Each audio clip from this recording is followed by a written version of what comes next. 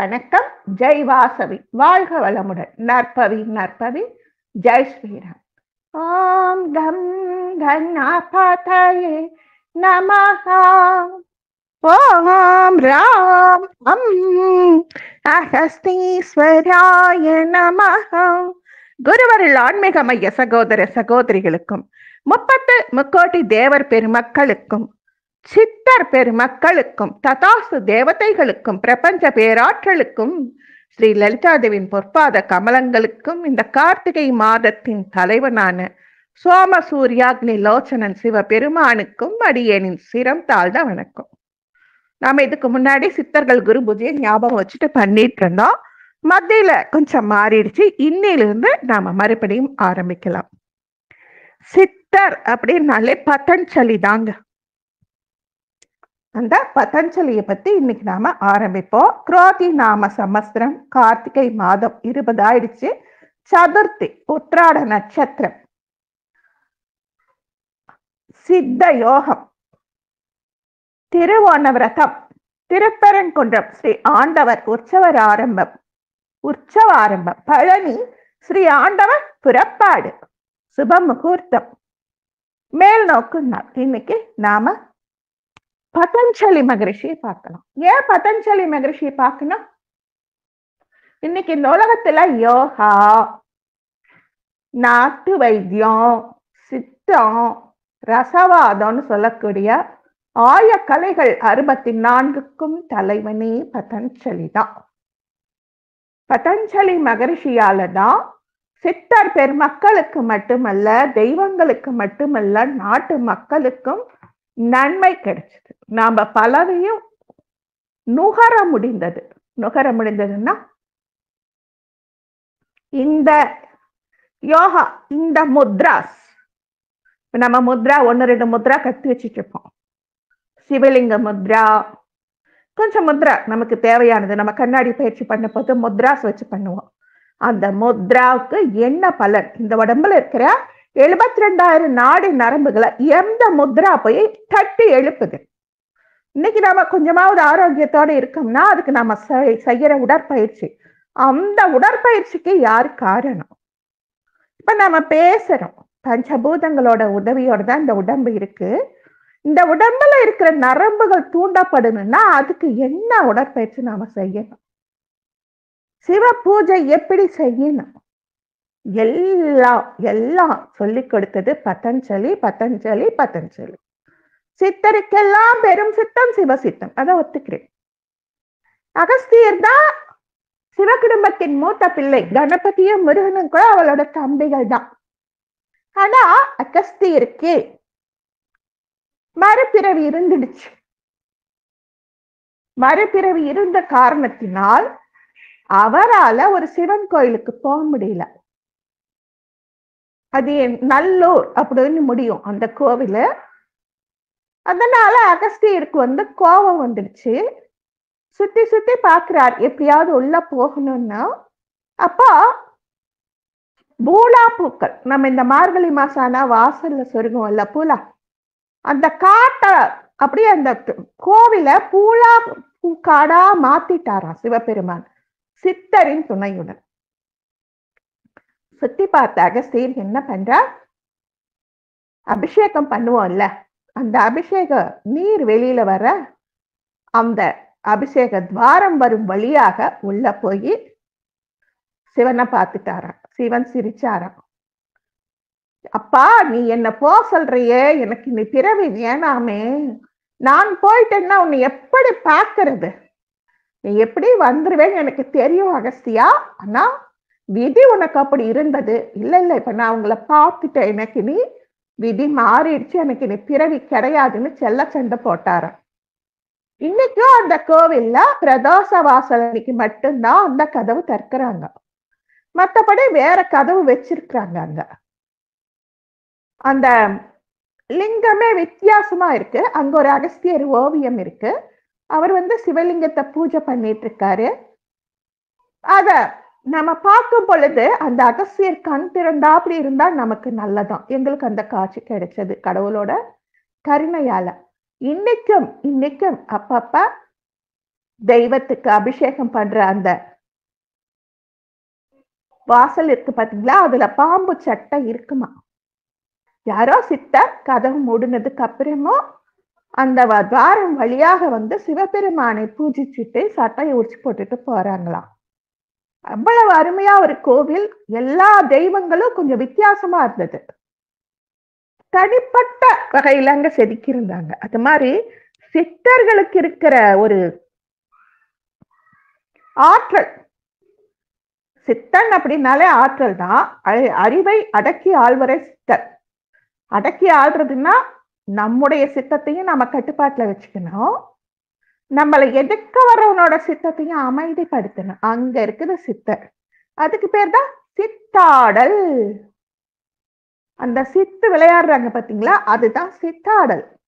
அந்த சித்தர்களுக்கெல்லாம் சித்தம் தலைமை சித்தன் அகஸ்தியருக்கும் சித்தன் பதஞ்சலி. பதஞ்சலி மகரிஷி அப்படின்னா யார் அவரு? இதாச்சும் ஒண்ணுன்னா நம்ம சொல்வோம், 1000 நாவு கொண்ட ஆதிசேஷனாலையும் இத நமக்கு சொல்லி தர முடியாதுங்க அப்படிம்போம். ஏன் அப்படி சொல்றோம்? அந்த ஆதிசேஷன் தாங்க நமக்கு. 1000 நாவு கொண்ட ஆதிசேஷன் தான் நமக்கு என்ன தராரு? பூமியை தாங்குறார். ஒரு நாள் மகாவிஷ்ணு படுக்கையா ஆதிசேஷன் பயணிச்சிருக்கும் பொழுது மகாவிஷ்ணு ரொம்ப சந்தோஷமாயிட்டாரா. அவருடைய உடம்பு கனத்து போயிடுச்சான். மகாவிஷ்ணு செய்யறது அரித்துயல்ங்கிற யோக மாயை. என்ன இன்னைக்கு பெருமாள் இப்படி கணக்கிறார்? பதஞ்சலிக்கு யோசனை ஆதிசேஷனுக்கு. சுவாமி ஏன் கணக்குறீங்க? அடடா அப்படியா, இதோ சரி பண்ணிக்கிறேன் ஆதிசேஷா.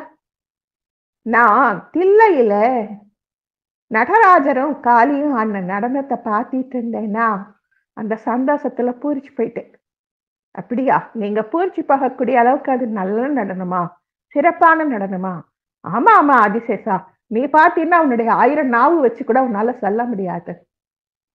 பெருமாளே எனக்கு ஒரு ஆசை, என்னப்பா, எனக்கும் அந்த நடனம் பார்க்கணும். சும்மா எல்லாம் போய் பார்த்துட முடியாது. எப்படி இந்த பூ உலகத்தையே தாங்குறாரு, இந்த பூலகத்துல தான் அந்த தில்லையம்பலம் இருக்கு. அதுக்கு பேர் தான் பெரும்பற்ற புலியூர்.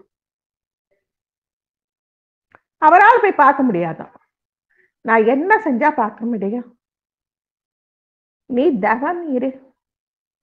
ஏற்கனவே வியாக்கிரபாத மகரிஷி, அவருடைய இயற்பெயர் வேற, அவரும் தவம் இருக்கார். மண்டோக மகரிஷியும் தவம் இருக்கார். மண்டோக மகரிஷினா நம்ம ராவணனோட மகளான மண்டோதரியோட தந்தை.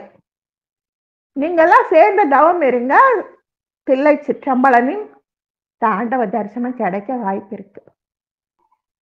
தீவிரமா தவமானாலும் தவம். பதஞ்சலி வந்து நடனத்தை பார்த்தே ஆகணும்னு தவம். வியாக்கிரபாதருக்கு தினமும் அதிகாலை புலர்கின்ற பூக்களை சூரிய ஒளி படுவதற்கு முன்பே பறிக்கணும்.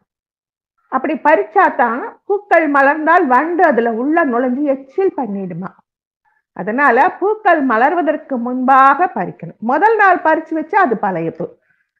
புலர்ந்தும் புலராத அதிகாலை பொழுதிலே மரம் ஏறி பூ பறிக்கணும். அதனால புலி மாதிரி கால் விரல் நகங்களும், புலிக்கு இருக்கிற மாதிரி கை விரல் நகங்களும் இருந்தா வில்வதெல்லாம் பூவெல்லாம் பறிக்க வசதி. இது அவருடைய கோரிக்கை. மண்டோக மகரிஷிக்கு சிவரோட நடனம் பார்க்கணும்னு ஆசை. எல்லாரும் காத்திருக்காங்க. இங்க பதஞ்சலி யாரு? யோக கலையினை முறையாக வகுத்து கொடுத்தவர்.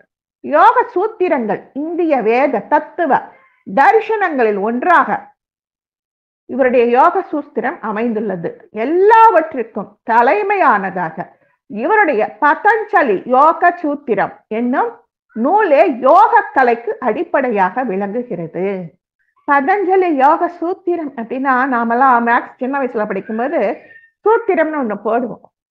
அது போட்டா அப்படியே அந்த மேக்ஸ் கிளியர் ஆயிடும். அது மாதிரி யோகத்துக்கான சூத்திரத்தை கண்டுபிடித்து கொடுத்தவர் பதஞ்சலி. அதனால எல்லா யோகா கலைக்கும் தலைமை இவர் தான். நம்ம அனைத்து முனிவர்களும் ரிஷிகளும் விஷ்ணு கிட்ட போய் தன்வந்திரியா இருந்தப்ப ஆயுர்வேதத்தின் மூலம் நோய்களை கட்டுப்படுத்தும் வழிகளை கொடுக்கணும். மக்கள் ரொம்ப நோய்வாய்ப்படுறாங்கன்னு சொல்ல, மக்கள் நோய்வாய்ப்பட்டால் என்ன செய்யணும் அப்படின்னு மகாவிஷ்ணு கேட்க, எங்களுக்காக தன்வந்திரியன் பெருமான் உதவணும் அப்படின்னு சொல்ல, விஷ்ணு சொல்றார், நான் பதஞ்சலியை பூலோகத்துக்கு அனுப்புறேன். ஏற்கனவே அவன் தில்லையம்பலம் பெரும்பற்ற புலியூர் நடராஜனின் நடனம் காண விளைகிறான். பூமிக்கு அவன் சேவை செய்யும் பொழுது அவன் மூலமாக மூலிகை வைத்தியம் கத்துக்கோங்க. சரி, வர்றார். பதஞ்சலி வராரு, தவம் பண்றாரு. வியாக்கிரபாத மகரிஷி, மண்டக மகரிஷி எல்லாரும் அந்த ஆனந்த நடனத்தை பார்த்து அப்படியே திக்பிரமிச்சு போய் நிக்கிறாங்க. அப்ப வந்த சொலவடை தான் 1000 நாவு கொண்ட ஆதிசேஷனாலும் சொல்ல இயலாதுன்னாங்க. அப்பதான் அந்த பிராவோ வந்தது. தான் சொன்ன நல்லா இருந்தா நம்மளால சொல்லவே முடியாதுப்பா, 1000 நாவு கொண்ட ஆதிசேஷனாலையும் சொல்ல முடியாதுப்பா அப்படி மெய் மறந்து இருந்தாங்களாம். ஏன்னா சிவனாரோட தட்சிணாமூர்த்தி கோலத்தை பாருங்களேன். மௌனகிரி, சின்மத்ரை, 4 சிஷ்யர். சனகர், சனந்தர், சனாதன, சனஜாதகர், இவங்க 4 பேர் தான்.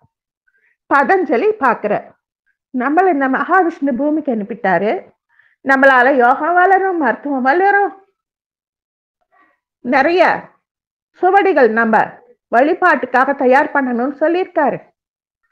இப்படி சிவன் மாதிரி 4 சிஷ்யர்களை வச்சுட்டு சொல்லி தரக்கூடிய சக்தி எல்லாம் எனக்கு கிடையாது. எனக்கு 1000 சிஷ்யர்களை சேர்த்தா தான் நான் சொல்லி தருவேன். எப்படி? பூமிக்கு வந்தது சிவபெருமானோட நடனத்தை பார்க்க, நடனத்தை பார்த்ததும் பார்த்துட்டு அப்படியே கொஞ்சம் எல்லாம் சொல்லி கொடுத்துட்டு வாப்பா பூமியிலன்னு சொல்லி தேவர்கள் அனுப்பி வச்சா நான் 1-2 சிஷ்யனுக்கெல்லாம் உட்காந்து சொல்லிட்டு இருக்க முடியாது. எனக்கு வேலை இருக்கு. நான் மறுபடியும் மகாவிஷ்ணு கிட்ட போய் சேரணும். ஒரு 1000 பேர் ஒன்னா வாங்க சொல்லித்தரேன், அந்த 1000 பேர் அடுத்து ஆரம்பிச்சுக்கோங்கன்னு சொல்ற. சரி அப்படின்னு சொல்றாங்க. இந்திய மலையின் தெற்கே 1000 பேர் கூடி அவர் சொல்வதை ஏற்க காத்திருக்கிறாங்க. 1000 சிஷ்யர்கள். அந்த பதஞ்சலி என்ன பண்றார்? அவருக்கு தெரியும். இப்போ நாமளே என்ன சொல்றோம், நான் காலையிலேயே தியானம் யோகா முடிச்சுட்டு சாயங்காலம் சாந்தி தவம் பண்ணிட்டேன், இனி நான் யோகாவில் கலந்தா தூங்க முடியாது சொல்றேன்ல. ஆற்றல் களமானது விரிவானால் அடங்குவது எளிதல்ல. இதுதான் ரீசன். அவரு இந்த உலகத்தையே சுமக்கிற ஆதிசேஷனுக்கு 1000 நாக்கு இருக்கு, 1000 தலை இருக்கு. அந்த 1000 தலைகள் இருந்து 1000 நாவுகளிலிருந்து வெளிவருகின்ற மந்திர ஸ்தாயி உச்சஸ்தாய்க்கு போச்சுன்னா சில சமயம், பெரும் சமயத்துக்காக அவர் பயப்படல, 1-2 சமயம் தன்னையும் அறியாமல் விஷ துளிகள் எதிரில் இருக்கிறவங்க மேல பட்டுச்சுன்னா பாவம் இல்லை. அதனால 1000 பேர் ஒரு பக்கமா உட்காந்துக்கோங்க. உங்களுக்கும் எனக்கும் மத்தியில் ஒரு பெரிய திரைய வைக்கணும். அந்த திரைய தாண்டி நீங்க வரக்கூடாது, திரைய தாண்டி நானும் வரமாட்டேன், திரைய தூக்கி பார்க்க கூடாது. எல்லா நிபந்தனையும் போட்டாச்சு. சரிங்கிறாங்க. 1000 பேத்துக்கும் இவரு எப்படி சொல்வார்? ஒரே ஒரு பதஞ்சலி 1000 பேத்துக்கு எப்படி சொல்வார்? திரைக்கு அந்த பிரமாக 1000 தலை கொண்ட ஆதிசேஷன் தன்னுடைய விரிந்த 1000 சிரசுகள், அதுல அறிவார்ந்த 1000 நாக்குகள், அது மூலமாக பாடம் எடுத்துட்டு இருக்காரு. அப்ப அந்த 1000 சிஷ்யர்களை ஒரே ஒரு சிஷ்யன் கூட மட்டும் என்னமோ கொண்டு வர்றதுக்காக வெளியில போக வேண்டிய ஒரு தேவை ஆயிடுச்சு. தினமும் இப்படிதான். அவங்களுக்கு ரொம்ப ஆச்சரியமா இருக்கு. ஒரு மாணவன் ஒரு கேள்வி கேட்டா அதுக்கு ஒரு நாக்கு பதில் சொல்லுது, இன்னொரு மாணவன் இன்னொரு கேள்வி கேட்டா இன்னொரு நாக்கு பதில் சொல்லுது. இவங்களுக்கு ஆச்சரியம். உள்ள இருக்கிறது ஒரு பதஞ்சலி மகரிஷி, எப்படி எல்லா திசையில இருந்தும் கேள்விக்கு உடனே பதில் வருது? என்ன ஒரு மைண்டு, மாஸ்டர் மைண்டு நாம சொல்லுவோம்ல, அப்படி யோசிக்கிறாங்க. இது இந்த மாதிரி வியாக்கரண மகாபாஷ்யத்தை சொல்லி கொடுக்கிறார். நாம அன்னைக்கு ராவத்தநல்லூர் ஆஞ்சநேயர் வியாக்கரணத்தை கற்க கல்யாணம் ஆயிருக்குன்னா அப்பதான் முழுமை அடையணும்னு சொல்றோம். வியாக்கரணம் அப்படின்னா சகல விவாதத்துக்கும் பதில் தரக்கூடிய வியாக்கரணம். சகல வேதங்களுக்கும் பொருள் தரக்கூடிய வியாக்கரணம். இப்போ இங்கிலீஷ்ல லவ் அப்படின்னு ஒரு வார்த்தை சொல்லிட்டோம்னா அது அன்பு, காதல், நேசம், நல்லா இருக்கு, அழகு எல்லாமே சொல்றோம். அதே மாதிரி சமஸ்கிருதத்துல லலிதம் அப்படின்னு சொல்லிட்டீங்கன்னா அம்மா, குழந்தை, தெய்வம், அன்பு, பாசம், வீரம், தெய்வங்களுக்கெல்லாம் தெய்வம் அப்படி இருக்கு. அது மாதிரி இந்த வியாக்கரணம் அப்படிங்கிறது சிறந்த பண்டிதர்களால் மட்டுமே அறியக்கூடிய ஒரு கலை, சிறந்த பண்டிதர்களுக்கு மட்டுமே போதிக்கப்படக்கூடிய ஒரு கலை. அந்த வியாக்கரணத்தை அவர் சொல்லித்தர. எல்லாருக்கும் ஆச்சரியம். வியாக்கரணங்கிறது ரொம்ப சிரமமான ஒரு கலை. நம்ம 1000 பேரும் இதுக்கு கேட்கிறோம். அந்த 1000 பேருக்கும் இவர் பதில் தர. எப்படி இது முடிஞ்சது? எப்படிதான் இவர் திரைக்கு பின்னாடி இருந்து சொல்றாரு? இதெல்லாம் எங்க நடக்குது? தில்லை அம்பலத்துல திரு சித்திரக்கூடம் முறையும் கோவிந்தராஜ பெருமாளோட முன்னிலையில நடக்குதான். அவருக்கு உடம்பு இடுப்பு வர மனித உடலாகவும் இடுப்புக்கு கீழே நாகத்தின் உடலாகவும் இருக்கும். உச்சியிலிருந்து இடுப்பு வரைக்கும் மனித உடலா இருக்கும். இடுப்புக்கு கீழே நாகத்தின் உடலாக அந்த குண்டலினி சக்தியை உணர்த்துவதை போல பாம்பின் வாழ் மாதிரி இருக்கும். தலைக்கு மேலே நாகங்கள் குடைப்பிடிச்சாப்பி இருக்கும். அதுக்கப்புறம் இவர் வாயில கோர பற்களும் இருக்குமா. அந்த கோரை பற்களின் விஷத்துளி அவங்களுக்கு பற்றுச்சா போச்சுன்னு அவர் சொல்றாரு. யாரும் யாரையும் விளக்கக்கூடாது. 1000 சிஷ்யர்கள் உட்கார்ந்து இருக்காங்க. ஒரே ஒரு சிஷ்யர் மட்டும் வெளியில ஏதோ குரு சேவைக்காக கொண்டு வர போயிருக்கார். அன்னைக்கு நவ வியாக்கரண கலை கற்றுக் கொடுக்கப்பட்டிருக்கு. அத்தனை பேருக்கும் அவ்வளவு திருப்தி, அவ்வளவு சந்தோஷம். ஒரே இடத்துல 1000 கேள்விகளுக்கும் பதில் வந்துருச்சு. இன்னைக்கு குரு என்ன சொன்னாலும் சரிதான், கவச்சுக்கிட்டாலும் சரி, நாம அவரை ஆற்றுப்படுத்திடலாம். போய் திரைய விளக்குனா 1000 தலையிலிருந்து அப்படி சீறிக்கிட்டு இருக்குது நாக்கு. திரையும் ஒரு சாதாரண திரை தான். ஆனா அவருடைய கட்டுப்பாட்டு காரணமாக விஷ ஜுவாலைகளை அவர் தன்னுள்ளையே திருப்பிக்கிட்டு இருந்தார்.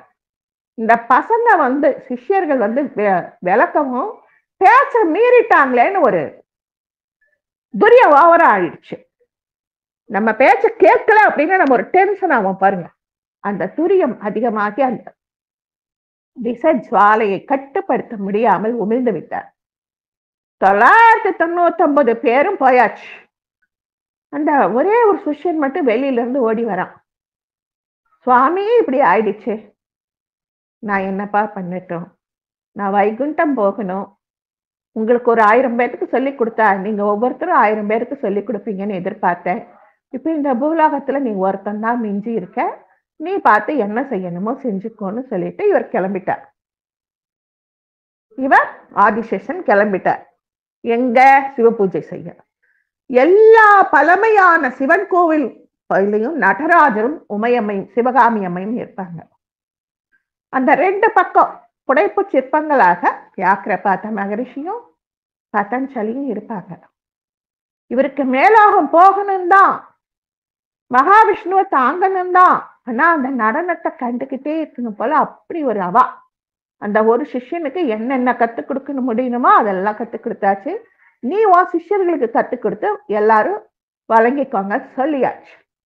எல்லாத்தையும் முடிச்சுட்டு இவர் சிவபெருமானோட நடராஜர் கிட்ட போய் அனுமதி வாங்கி அவர் மூலமாக இவருக்கு இந்த உலகத்துக்கு என்ன வரணுமோ அதை நடராஜர் போதிக்க, பதஞ்சலி அதை வாங்கி விநியோகிக்க அவருடைய பூலோக பயணம் முடிவடைஞ்சிடுச்சு.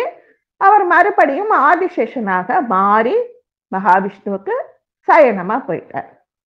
நம்ம வியாக்கிரபாத மகரிஷி இருக்கார் பாத்தீங்களா, அவருக்கு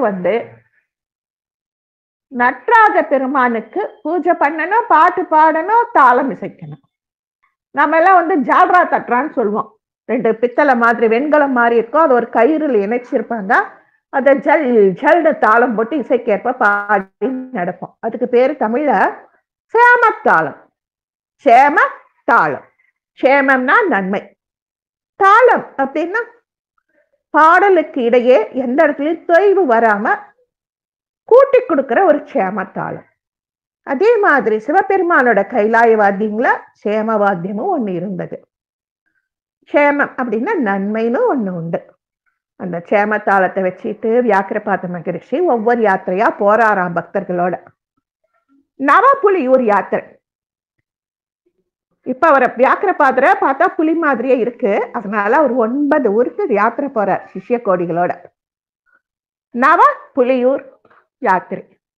முன் ஜன்ம வினைகள் யாவும் போக்கும் நவ புலியூர் யாத்திரை. வியாக்கிரபாத மகர்ஷி பதஞ்சலி முனிவருக்கு தில்லை நடராஜ பரம்பொருளால் உபதேசிக்கப்பட்ட ஒரு யாத்திரை. மண்டோக மகர்ஷியும் யாத்திரை சென்று பயன்பெற்றார். இது மோட்ச யாத்திரை என்றும் அழைக்கப்படுகிறது. நவ புலியூர் தரிசனம் எப்படி செய்யணும்? 9 புலியூர் தரிசனம் செய்யணும். இப்ப நம்ம நவ கைலாசம் சொல்லுவோம். பாபநாசம் சூரிய தேவன், அது மாதிரி வரிசையா சொல்லுவோம்ல. சேர்ந்த பூமங்கலம் சுக்கிர தேவன், அப்படி நவ கைலாசம் சொல்லுவோம். அது மாதிரி இங்க நவ புலியூர் போறாங்க. பெரும்பற்ற புலியூர் அதுதான் நம்ம தில்லை.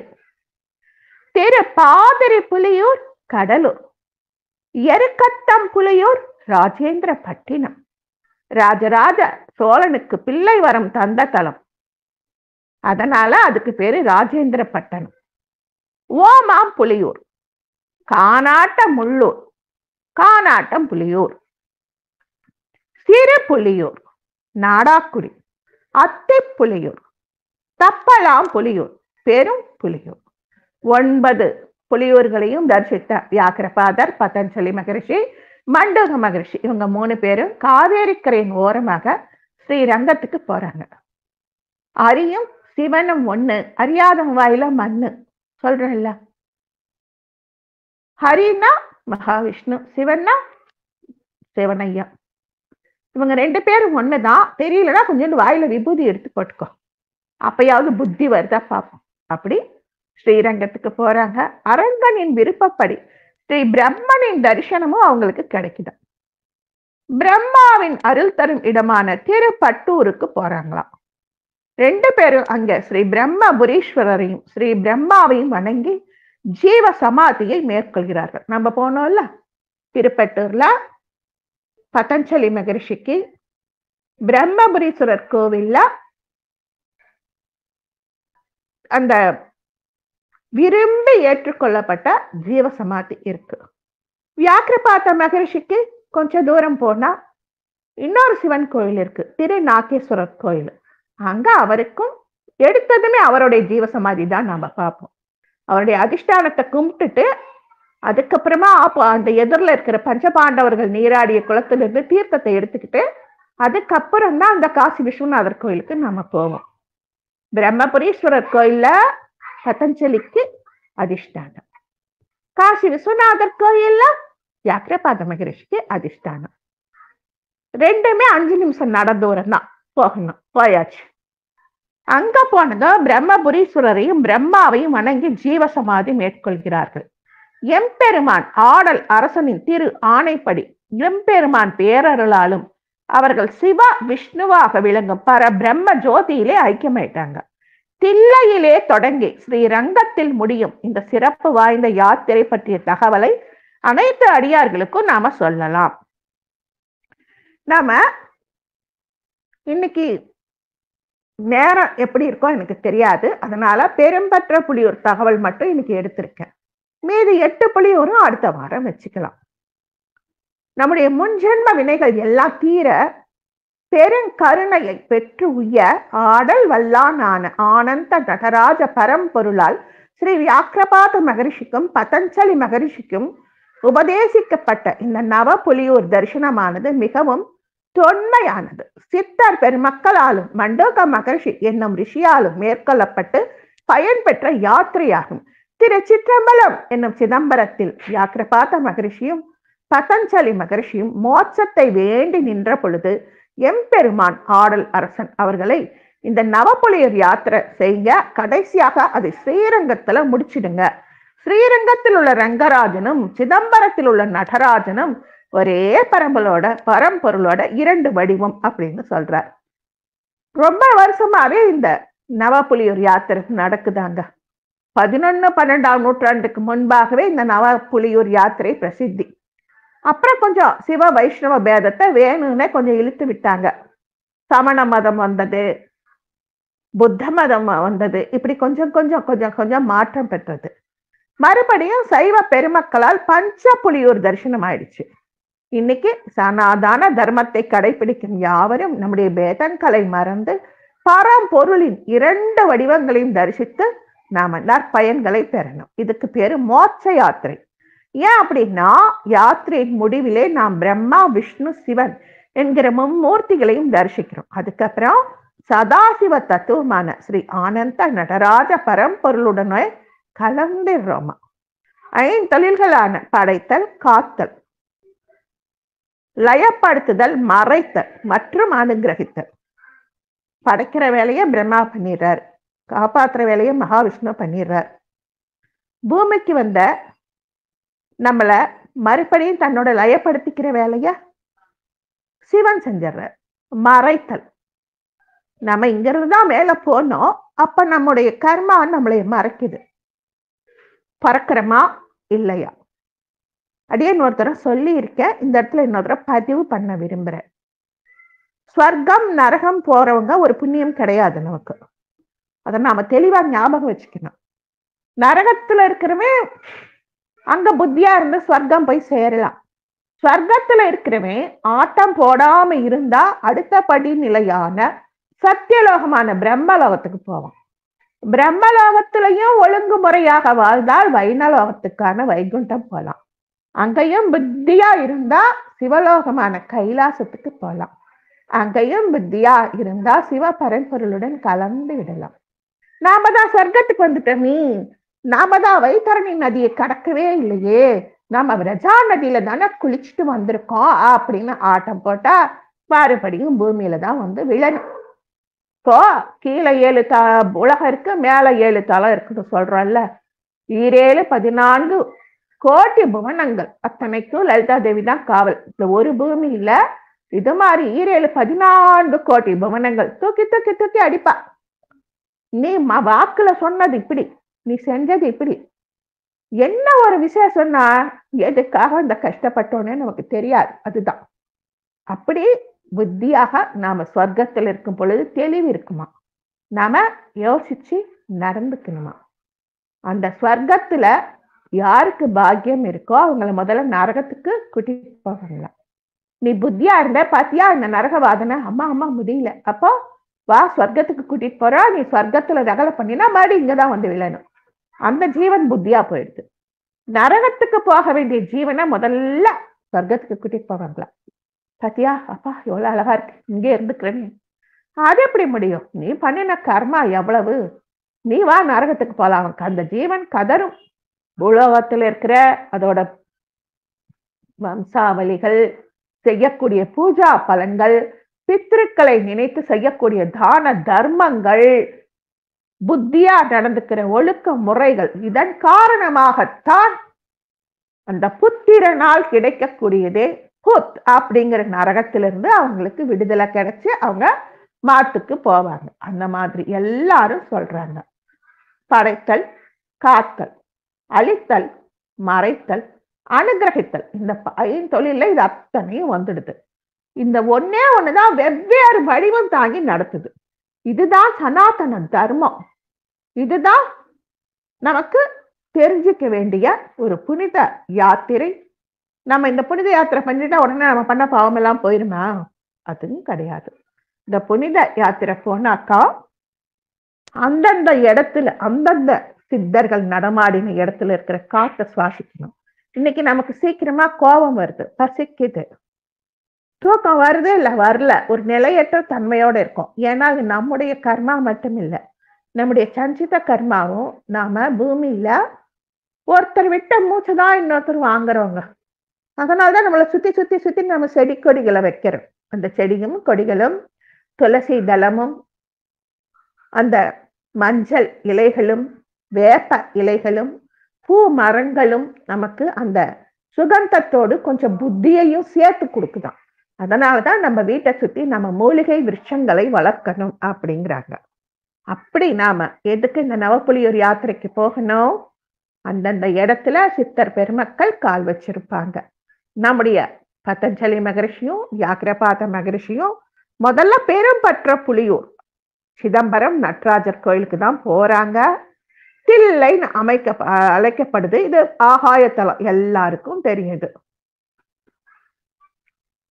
வைதிக பூஜையும் வியாக்கிரபாதரின் பேரால் புஷ்பார்ச்சனை விதிப்படியும் நடக்குதான். அங்க பேரம்பலம்னு சொல்றாங்க, பொன்னம்பலம் சொல்றாங்க, நிறுத்த சபைன்னு சொல்றாங்க, ராஜசபைன்னு சொல்றாங்க. 5 சபை இங்க இருக்குது. பாட்டலேஸ்வரர் கோயிலும், திருப்பாதிரி புலியூர், பெரும் பற்ற புலியூர் சிதம்பரம், அடுத்தது திருப்பாதிரி புலியூர்.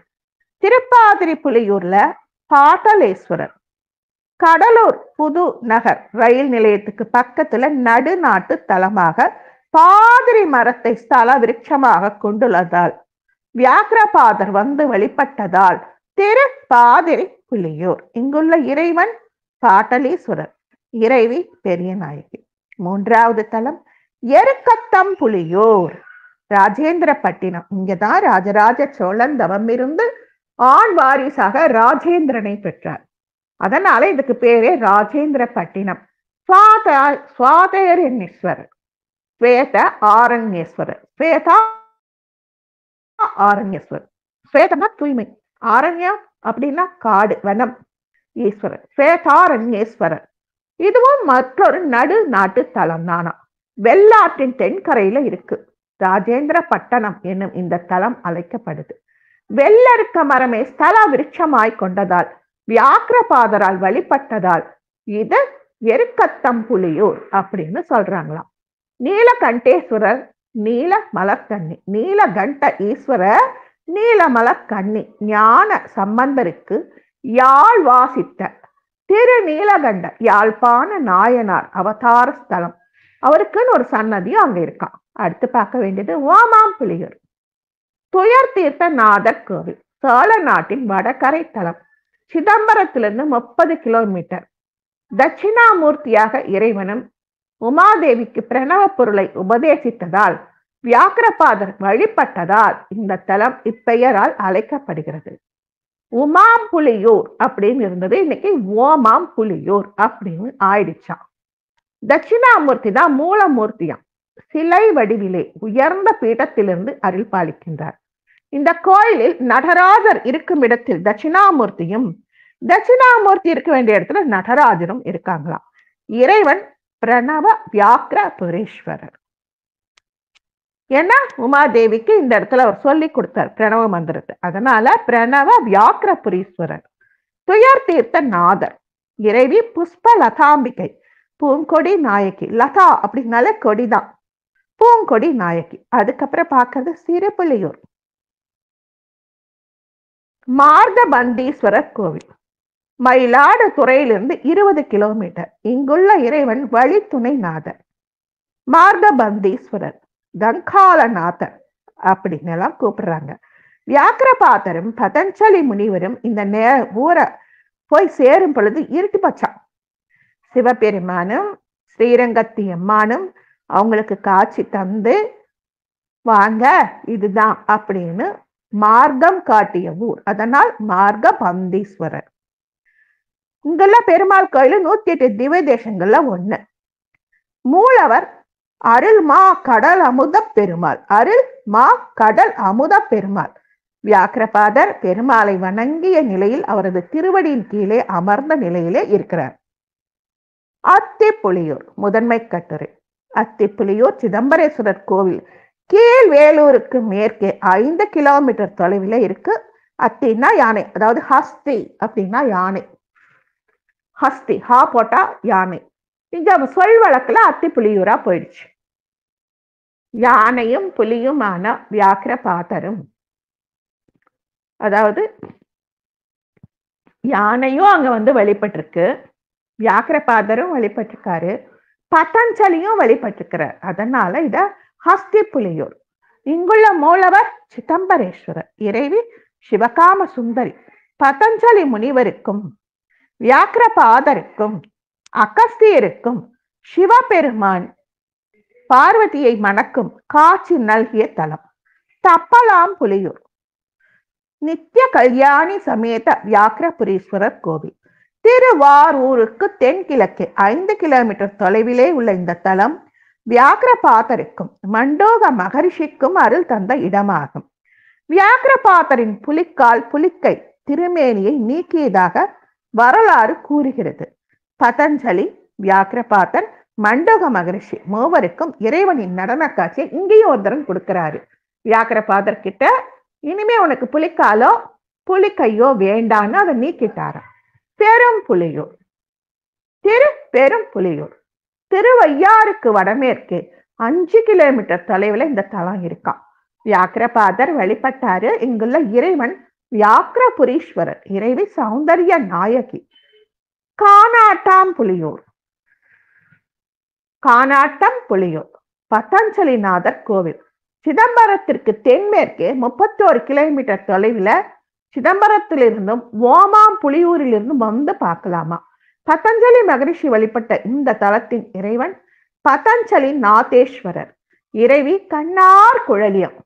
வியாக்கிரபாதர், பதஞ்சலி மகரிஷி, மண்டோக மகரிஷி தரிசிச்ச தலம் இதுதான் இந்த இந்த நவ புலியூர் யாத்திரை.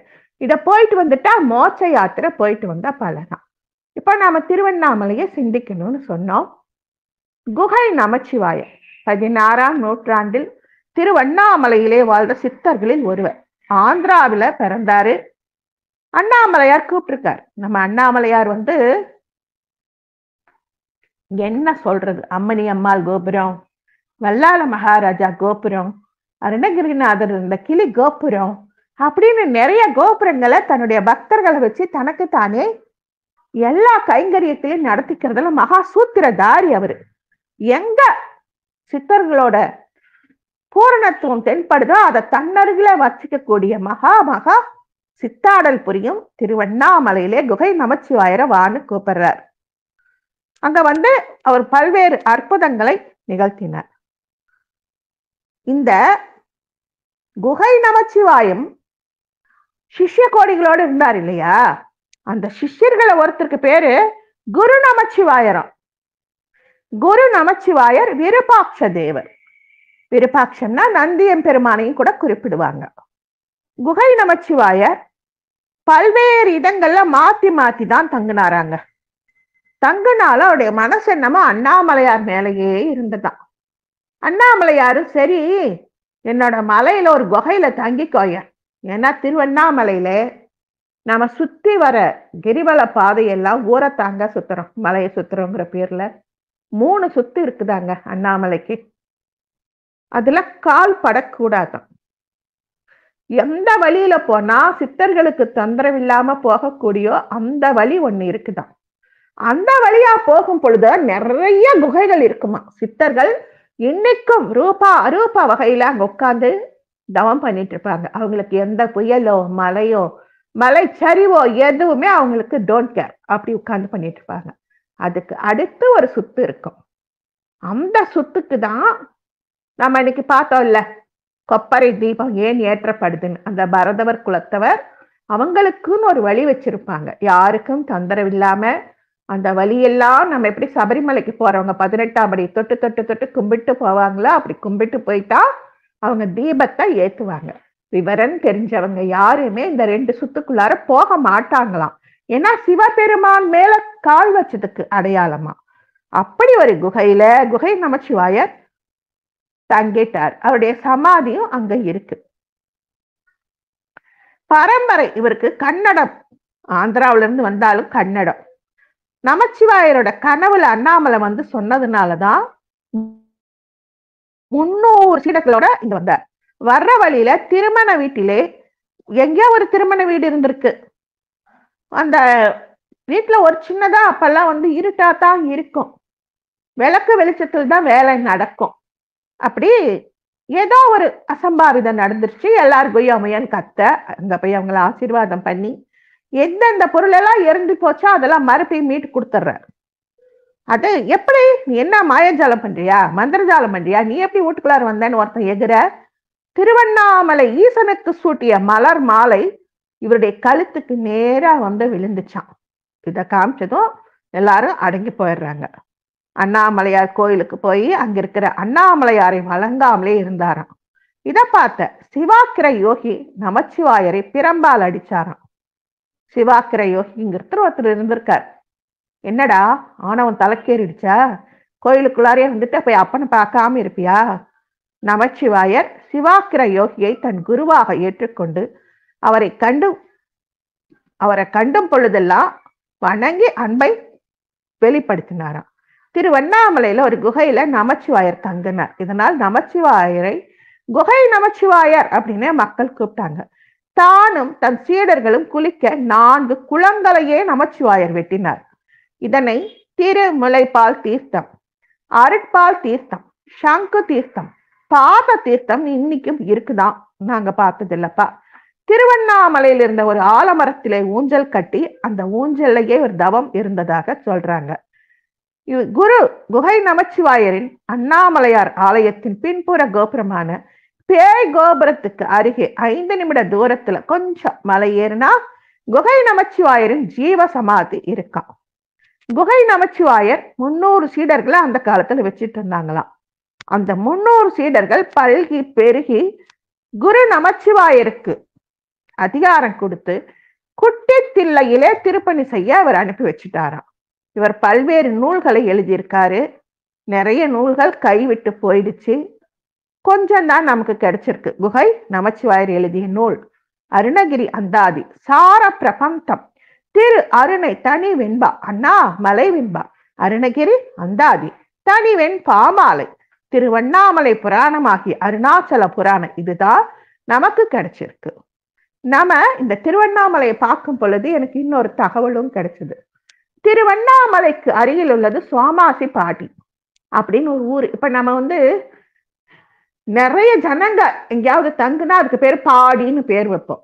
அந்த சோமாசி பாடி இங்கே முருகன் அருளும் மலைக்கோவிலின் குளத்திலே கிருத்திகை அன்று மட்டுமே ஒரே ஒரு செங்கழு நீர் பூ பூக்குதான். அந்த பூவை கொண்டு போய் முருகப்பெருமானுக்கு சாத்துறாங்களாம். கொஞ்ச நேரத்திலேயே முருகப்பெருமான் தேகம் அந்த முருகப்பெருமானோட மேனியில அதை சாத்தி கொஞ்ச நேரத்திலே கரைஞ்சு மறைஞ்சு அப்படியே போயிடுதான். கலியுகத்தின் அதிசயம் சோமாசி பாடி முருகன் கோவில். இன்னைக்கு நான் திருவண்ணாமலையை தேடும் பொழுது இந்த தகவலும் நமக்காக கிடைச்சிருக்கு. ஆன்மீகத்திலும் வரலாற்றிலும் புகழ்பெற்ற இடமான திருவண்ணாமலை பஞ்சபூதங்களில் நெருப்பு ஸ்தலமாக போற்றப்படுகிறது. சைவ குறவர்களால் பாடல் பெற்ற ஸ்தலம். இங்குள்ள அண்ணாமலையார் கோவில் சுமார் 1100 ஆண்டுகளுக்கு முன்பாகவே கட்டப்பட்டு தொடர்ந்து சோழர், பாண்டியர், சம்புவராயர்கள், போசலர்கள், விஜயநகர நாயக்கர்கள், நகரத்தார்கள், குறுநில மன்னர், ஜமீன்தார் அப்படின்னு பலவேறு பங்களிப்பு இங்க இருந்தாலும் இங்க இருக்கிற ஆயிரக்கணக்கான சிற்பங்களும் 450 கல்வெட்டுக்களும் இந்த கோவிலில் 100க்கும் மேற்பட்ட சன்னதிகளும் இருந்தாலும் இறை உருவங்கள், செப்பு திருமேனிகள், ஓவியங்கள், திருச்சுற்றுகள், தீர்த்த குளங்கள், ஆயிரங்கால் மண்டபம், வானுயர்ந்த கோபுரங்கள் எல்லாமே இந்த கோவில்ல சிறப்பு. இந்த கோவில் 25 ஏக்கர் பரப்பளவா மிக பிரம்மாண்டமா இருக்கான். இந்த திருக்கோவில் கிருஷ்ணதேவராயர் கட்டிய கிழக்கு ராஜகோபுரம் 217 அடி, தமிழ்நாட்டின் 2வது உயரமான கோபுரம். இது தவிர வல்லால மகாராஜா கோபுரம். இந்த வல்லால மகாராஜாவோட கதையை ஒரு தடவை நம்ம சொல்லி இருக்கோம், ஞாபகம் இருக்கும்.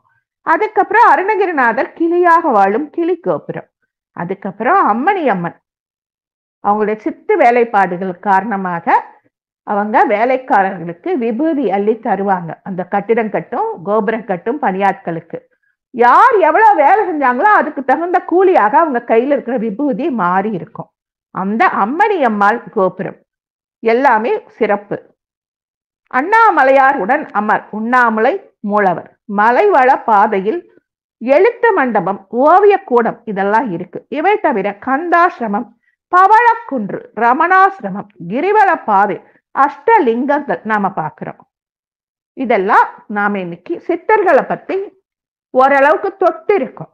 அதுக்கப்புறம் நீங்கெல்லாம் போயிட்டு வந்தீங்கல்ல உத்தரகாச மங்கை, அந்த உத்தரகாச மங்கைக்கு ஒரு காலத்துல அந்த கோயில இருந்து எட்டி பார்த்தா கடல் தெரியுமா.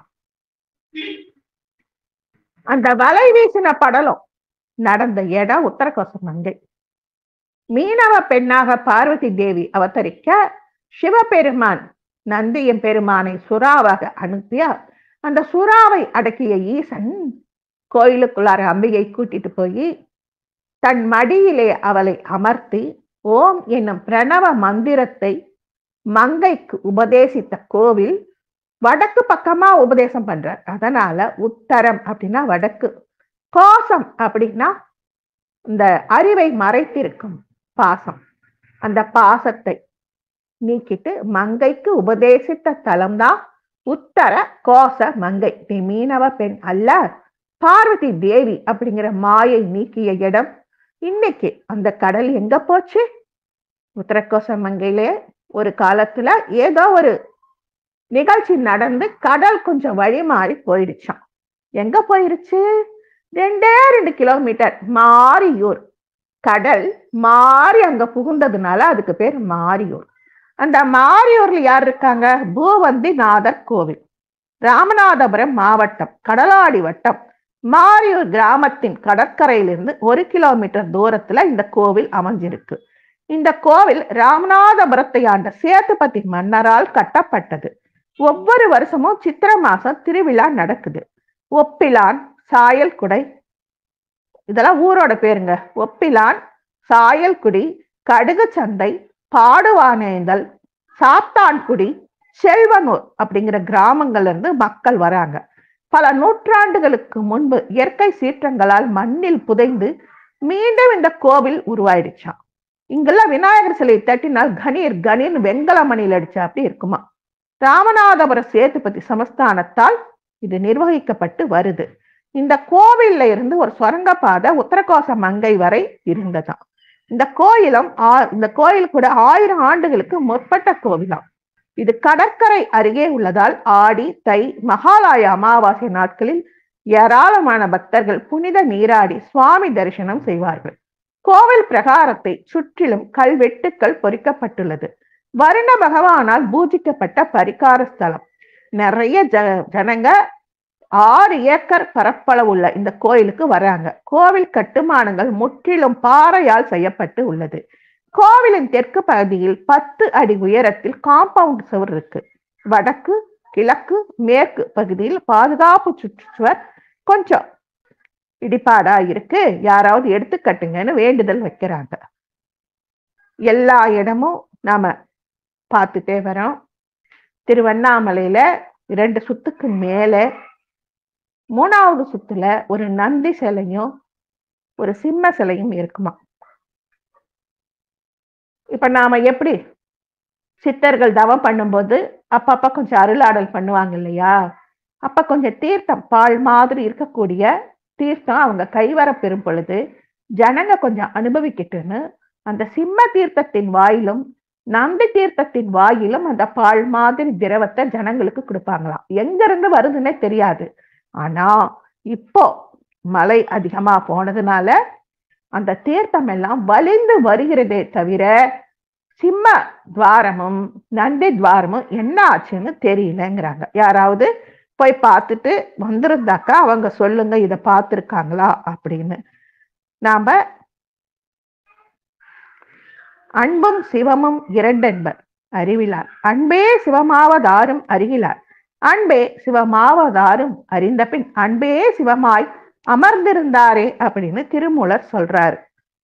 இங்க தில்லைவனத்துக்கு நிறைய இருக்கு, இன்னைக்கு நேரம் இல்லை, அதனால இன்னொரு நாள் சொல்லிக்கலாம். செல்வ நெடுமாடம் சென்று சேனோங்கி செல்வ மதித்தோய செல்வம் உயர்கின்ற செல்வர் வாழ்த்தில்லை சிற்றம்பலமேய செல்வன் கலலேத்தும் செல்வம் செல்வமே. எல்லா செல்வமும் நமக்கு இருந்தாலும் அந்த பாதங்களை பற்றுகின்ற செல்வமே நமக்கு உயர் செல்வமா. மாணிக்க கூத்தனை வந்தில்லை கூத்தனை பூனிற்ற மன்றுள் புரிசடை கூத்தனை சேனுற்ற ஜோதி சிவானந்த கூத்தனை ஆணி பொற்கூத்தனை யார் உரைப்பாரே.